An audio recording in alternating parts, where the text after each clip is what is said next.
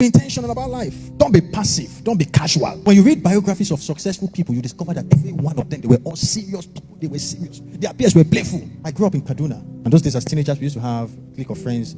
Those were the days when there was a shoe that just came out. It was called Timberland. So get Timberland, or wear jeans. You put your jeans on below your bum here. You wear baggy shirt, oversized shirt, and you be walking like you're suffering from this dislocation. You were walking like this on the street and feeling so cool with yourself. That's how we were as teenagers. So one day, I saw all my clique of friends. We're all doing the same thing. They all play. I said, these boys that we are rolling together, what future?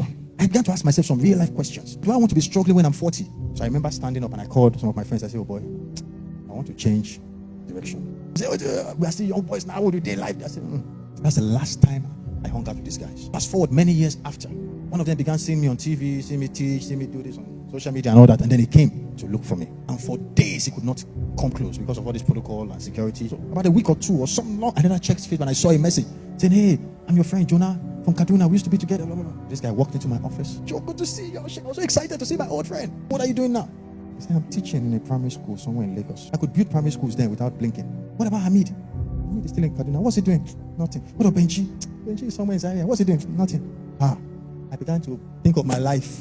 I said, so this would have all been nothing if I didn't take ownership of my life. As I was living, I said, okay, let me give you something. I collected, I started crying. I said, why are you crying? He said, this is what I earn every month. You are giving me your transport to go. He said, if I knew, I would have followed you then. The choices you make today will define your future tomorrow. None of us will end in regret here.